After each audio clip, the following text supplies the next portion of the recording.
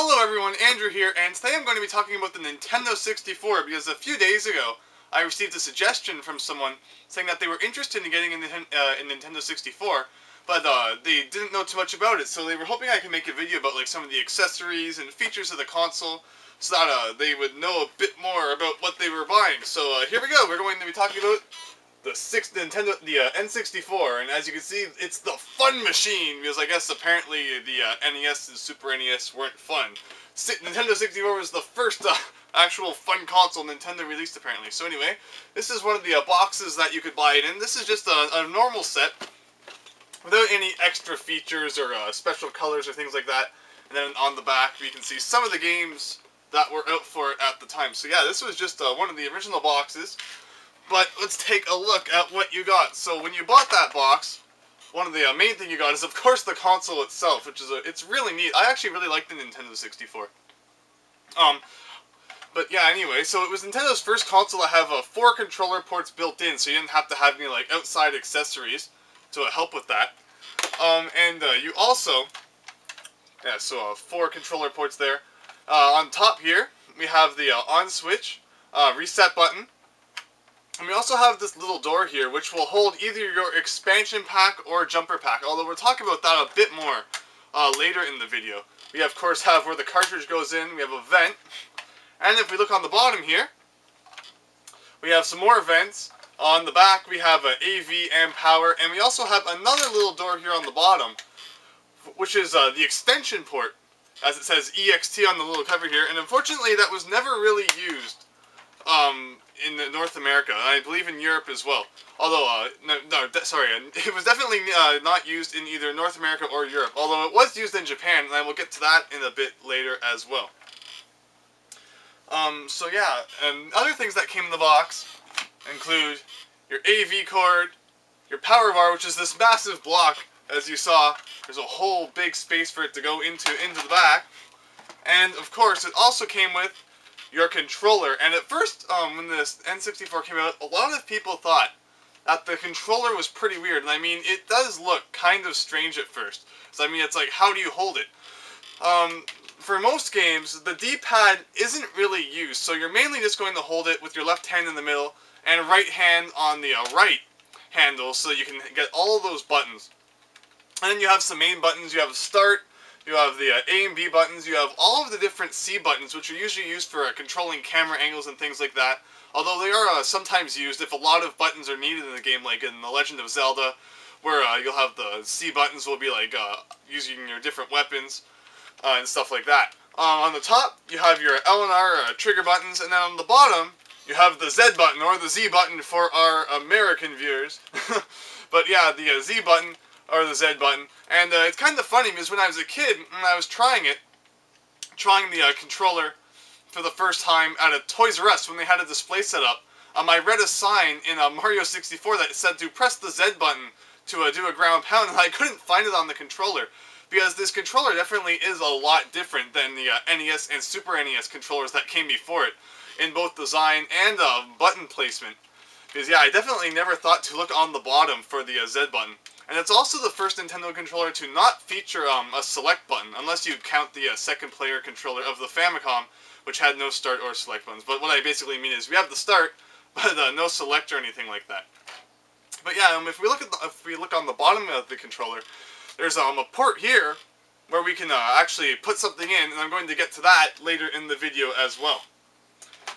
But yeah, basically, when you bought a Nintendo 64, that's pretty much what you got. I'm just putting this down, so I have some room. I'm still here. Because I actually have a whole bunch of things to show. There's actually a lot of things to show for the Nintendo 64. I mean, it's not like the Super Nintendo and NES, where there was only one version of it. Well, there was 2 if you count the top loader, but I mean, your choices were either gray or gray.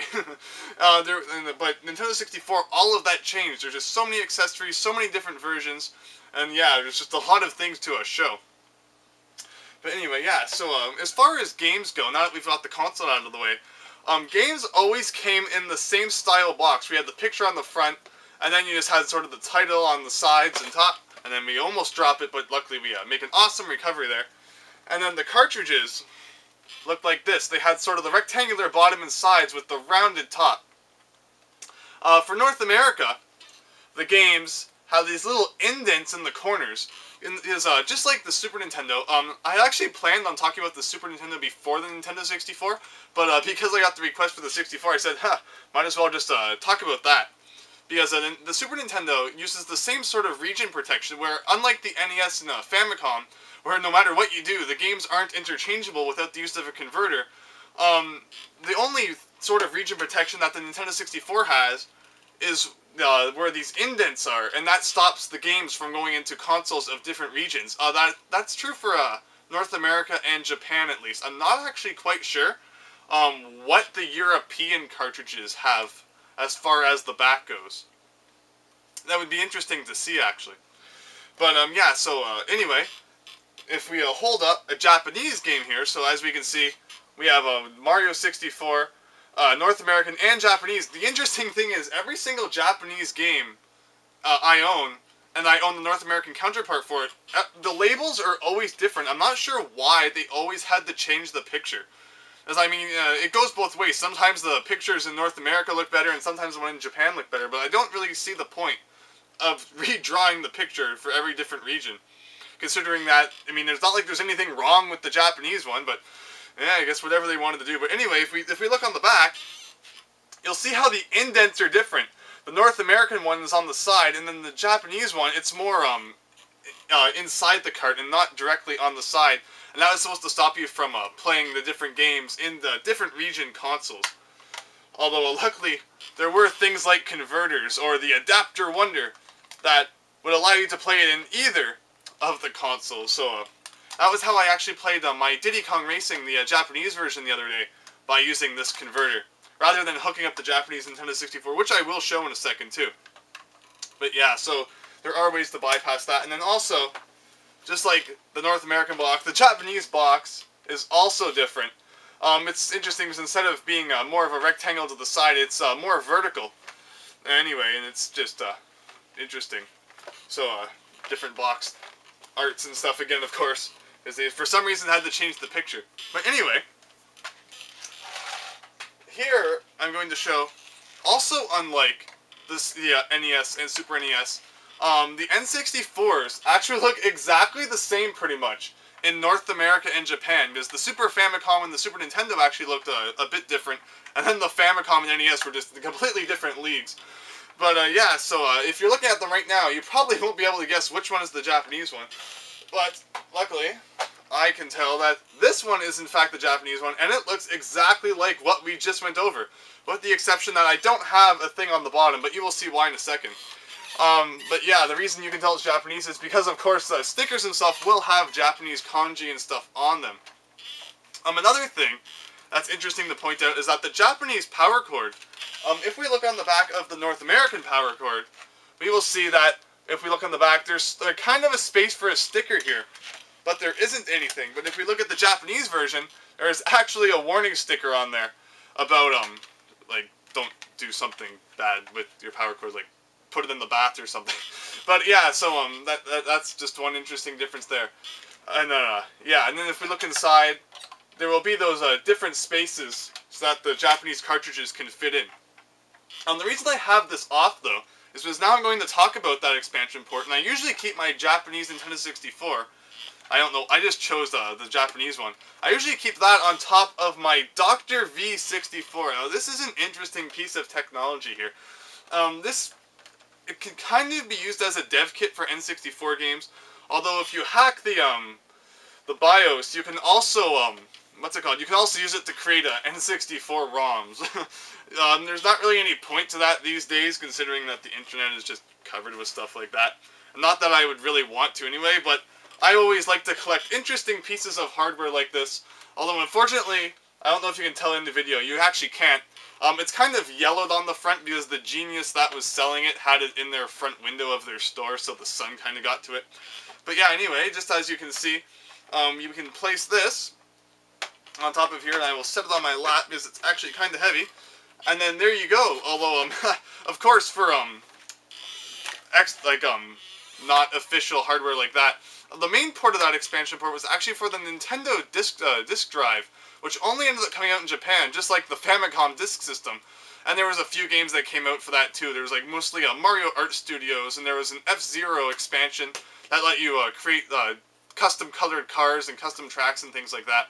And that is normally what would have gone on the bottom of there, but it never came to North America, and neither did it go to Europe, and it was only in Japan. And I unfortunately don't have one to show. But that is what would have gone on the bottom, and not the Dr. V64. But yeah, that is all I have to say about the console itself, and the different features that it has, and the Japanese and the N64 differences. Is then again, we have the games here, and then kind of just placing things on the floor to make some room, because there is a lot to go through today. Because let's see, what do I want to cover next? We have the first box there. Yeah, okay, let's go into that. So like I started off the video by showing one of the boxes that it came in, although there was a few other different interesting variations of the box and the actual console as well. Right here, this is a box set that a lot of my friends had back in the day. And this is the N64 that comes with the Atomic Purple controller. That's pretty much the only special part about it. It's just basically the normal 64 with a gray controller, but it also comes with a bonus second controller that is purple, which is really neat. And if we look on the back, we can tell this came out later because of some of the games that we can see, like Zelda and Banjo-Kazooie and GoldenEye, and some other awesome things as well, Diddy Kong Racing. So yeah, that's just another one of the box sets you could have bought it in. And the last box set, well actually it's kind of a lie, but kind of not. I should say the last North American box set that I'm going to show, that you can buy the N64 in, is the Star Wars Episode 1 Racer Limited Edition set. Now, if by the looks of this box, what do you think is inside? I mean, you're probably thinking, wow, the N64 probably looks really cool, probably has some sort of Star Wars design on it, or it's a neat color, but no, you would be wrong. All this is the first N64 set I showed you, so the normal console with the controller and stuff, with the addition of the Star Wars Episode 1 Racer game. So that's all it is. So the N64 itself is actually still just the normal gray one. Well, which is kind of disappointing, because you'd buy this, you'd think you'd probably get the some sort of neat console. So the neatest part about this collection, I find, is actually the box, because the box actually looks pretty neat. So if you bought this and you threw out the box, you were kind of throwing out the best part of the collection set. So I actually think the box looks really neat, and the different designs on it, on the top and on the bottom and stuff. Overall, it's really neat. But yeah, the set itself isn't cool, but the box is actually my favorite part of this set. So I would never throw that out if I had bought that back in the day, although I actually traded for that probably about 2 years ago now. But yeah. Alright, so those were some of the different box sets that you can buy. Although, the interesting thing with the Nintendo 64 is the amount of different versions of it that came out, like different colors and things like that. Because like I said a bit earlier, it's like the NES and Super NES, you only had one color to choose from. But I don't know why, all of a sudden with the Nintendo 64, they just decided to come up with a whole bunch of different variations. I'm going to go over a few of those right now. So, I actually have most of them, with the exception of, like, one. So yeah, there's a whole bunch of different variations of the N64. I don't have any of them in the box, actually. And they each came with an identical colored controller. I'm not going to show all of the controllers, because like I said, I don't have too much room around here.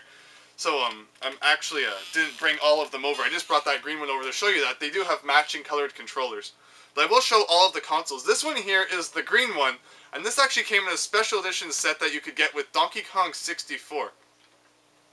So yeah, basically everything about them is the same except for the color, so I'm not going to spend too much time on them. Although, a word for collectors out there, if anyone's ever trying to sell you one or trade you one, and it's missing one of the covers, so either the top one or the bottom one, make sure that they don't try to trick you into saying, oh, it's easy to find those and things like that, and they still make you pay a full price for it. Like if you're looking just for an N64 to play, and it's missing one of those covers, it's not really a big deal, but if you're a collector, you're probably like me, and you definitely want to make sure that you can have your hands on those. Although if you buy one that's missing it, it's going to be very, very difficult to find an extra one to put on your N64 later. So my advice is to always buy them with all of the covers on them complete. Because it's very hard to come by them later, and I would probably never pay full price for one that was missing one of those covers, because the whole point of having it is that you want to have it complete. and stuff like that. Although, like, if you're trading for it and stuff like that, it's probably not as big of a deal. But some of the colored N64s can go for a bit. But try to get some sort of deal or something if it's missing one of the covers, if you're adding it to your collection. If you're just looking for an N64 to play, there's nothing wrong if it's missing a few of those covers. I'm actually going to place the green N64 back on the table where I got it. But yeah, anyway, so that's kind of like Andrew's advice of the day. But anyway, we're going to go over some of the other colors now. We have my light blue clear one, which is the one I normally play if you saw my whole collection video. We have the orange clear one, which is pretty neat. We have a dark blue clear one. We have a pink clear one. It actually looks orange on the camera. I promise you that it's pink. Yeah, that looks really orange. That is weird. But that actually is the pink one. And there's also a clear black one as well, which I actually haven't got my hands on yet. Although, if you ask me, that's actually the worst of all of the different colored ones. Because, I mean, it looks just like the gray one, except it's clear. I'd much rather have a nice colored one like the blue. Blue is my favorite color. The green is actually really nice as well. But yeah, there's actually another one, another variation of the N64 that I want to show you. And that is the special edition Pokemon Pikachu N64. And this is really neat. It's actually wider than your typical N64 so that they could have room to put Pikachu on here. And your on-off switch is this Pokeball, and your reset button is actually Pikachu's foot right here. And again, we of course have the covers, which, if you don't buy it with them, they'll be very hard to find later on. And if we look at the bottom here, the interesting thing is that it actually doesn't have an expansion pack on the bottom, either because they just didn't want to put one on, this oddly shaped N64, or because at this point they knew that the disk drive wasn't coming here, so there was no point on it anyway. But yeah, for one of those reasons, they didn't do that. And this controller also came with an awesome custom Pokemon N64 controller, which can definitely be very hard to come by as well, if you don't buy it all complete at the same time. But yeah, and then put that green controller back there. I do have one other color of the N64, and that is the Japanese clear blue N64. And the color, it looks just like the light blue one on the top, although the bottom is actually a clear white color. The controller follows the same suit. In typical Japanese box fashion, it's not actually a box at all. It's actually just sort of a cardboard top with a piece of styrofoam on the bottom. I don't know why Japanese boxes like to do that. I mean, maybe trying to save cardboard or something like that. Because I mean, the Famicom, Super Famicom, and some other things like the PC Engine and Super Graphics were like that as well. But anyway, just try not to flip it out. But yeah, that's sort of what you have there. And as you can see, the controller, blue on the top and white on the bottom. And the console follows the same suit, but I'm not going to get that out, because it might be a bit difficult to put back in. And there we go. So yeah, I think that's all I wanted to say about the console. So yeah, there's a whole bunch of different colors out there, a whole bunch of different types, and stuff like that. So just try to get a complete one, a good working one, if you're looking to get one. For the collector, of course, try to always make sure that you get things complete, especially with the doors and things like that, because they can be very hard to just come about in the wild, and people will probably try to gouge you for them if you actually find someone who can sell you one separately. But anyway, yeah, as I said, that's about it for the console itself, although now we're going to get into some of the accessories, like extra controllers. Again, extra controllers just had a wide variety of colors. You had like the solid blue, yellow, green, and red ones. And there's even some other ones out there as well. But like, that's what I mean when I say the Nintendo 64 just had such a wide range of different things for like different colors and things like that. But yeah, but aside from the controller, which we already talked about, I'm going to talk about some of the other accessories, starting with the expansion pack. And the expansion pack would go in the front of your N64 here, like when I talked about this earlier. When you lift up this, as you can see, I have the red expansion pack in there already.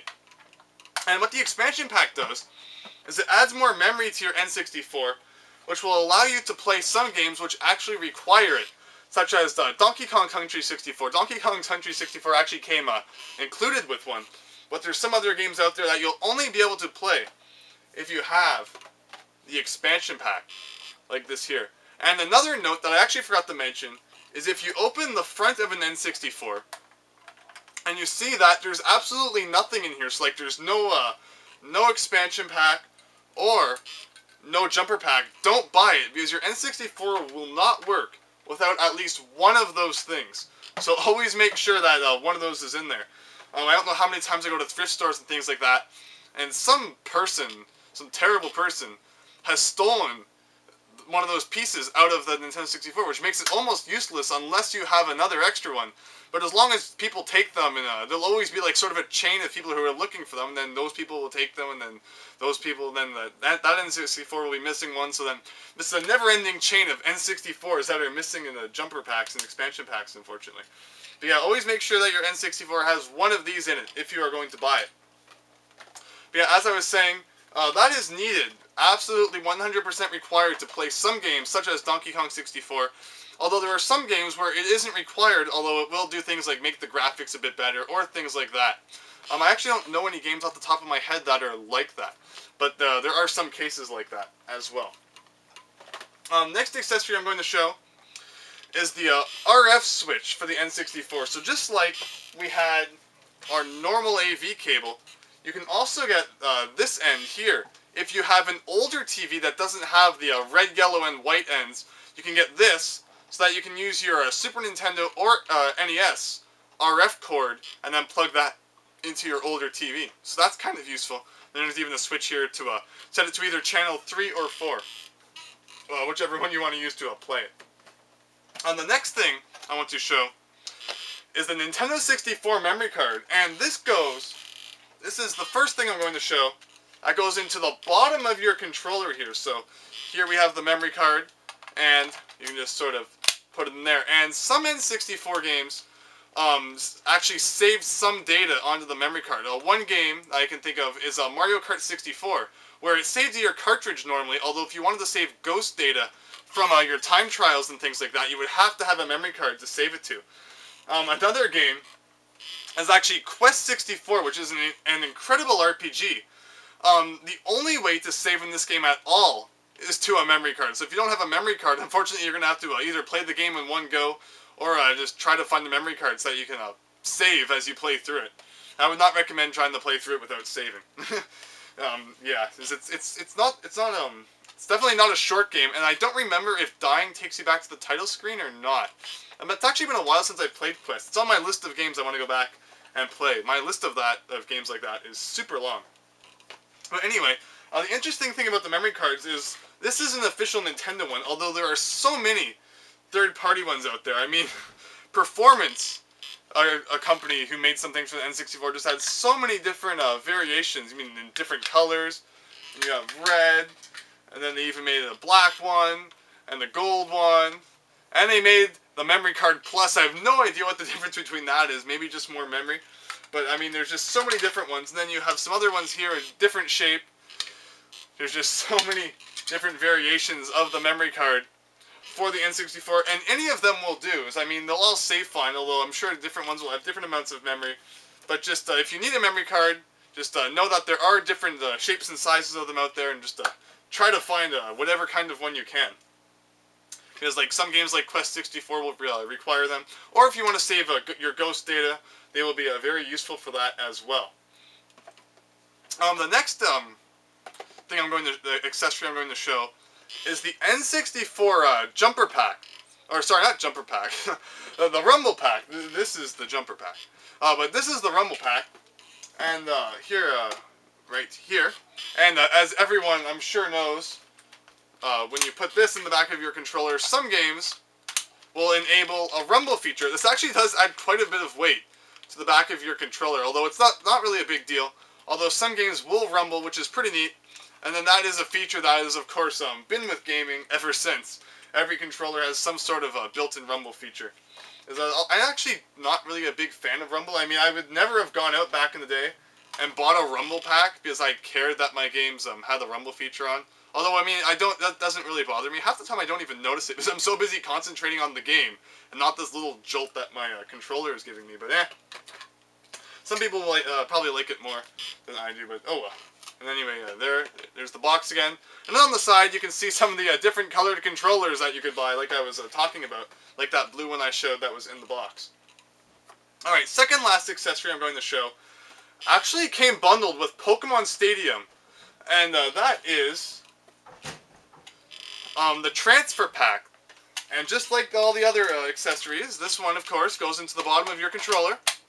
And the neat thing about this is that you could take your Pokemon Game Boy games and actually put them in. And then while you're playing Pokemon Stadium, this will actually allow you to play your Pokemon games on your TV screen. And it will also let you do things like transfer Pokemon from your Game Boy Pokemon games onto your Pokemon Stadium games so that you could use them there. So that was a really neat feature. Unfortunately, it doesn't let you play other Game Boy games on the TV. So, like, for Pokemon Stadium 1, I believe you could play Red, Blue, and I believe it let you play Yellow. And then Pokemon Stadium 2, I believe, let you play Gold, Silver, and Crystal. But yeah, so that is what that is for. And that is pretty neat. And then the last accessory I'm going to show is the microphone. And you're going to want this if you want to play Hey You Pikachu, because what you actually did, it's kind of tied up right now, although this part would normally plug into the front here, and then you could hold the microphone. And what that would normally do is you actually talk to Pikachu to tell him to do different things in the game, so like to pick flowers or things like that. Overall, the game was okay, and the microphone sometimes worked. It definitely sucked if you had like an accent or something like that. So the game definitely had a more difficult time understanding, but it was a neat idea. And overall, it was quite interesting. Pokemon Channel for GameCube was kind of like the sequel to Pokemon to a Hey You Pikachu. I actually like Pokemon Channel. That's a fun game. But yeah, I believe that's all of the accessories I wanted to show, and I believe that sort of brings us to the end at like almost half an hour. Wow. Because as I said, there's just so much to talk about for the N64. So many different colors and all the different accessories I showed. I mean, there's just so many different things for the N64. But anyway, if you're looking to get a Nintendo 64, hopefully that helped. Just make sure you have things like the jumper pack or the expansion pack in the front there, and the things like that. And this should have hopefully have given you some insight on all the different neat accessories that are available and the things like that. Because the N64, it is a great console. A lot of people say that it wasn't as good as things like the PlayStation, as the PlayStation used discs and things like that. Although I actually have no problem with cartridges. I mean, I don't like loading times. I mean, maybe some people do. But I had no problem with the N64 whatsoever. I thought it was an awesome console, and I absolutely loved it. Definitely a very fun console to own and have. So yeah, I believe I've covered just about everything that I wanted to. So thank you very much for watching. Hope you enjoyed. If you have any further questions about the N64, or if you want to correct anything I said, because I will make mistakes every now and then, especially when there's so many different things to talk about, yeah, just post them down below, and I'll be happy to respond to them. So yeah.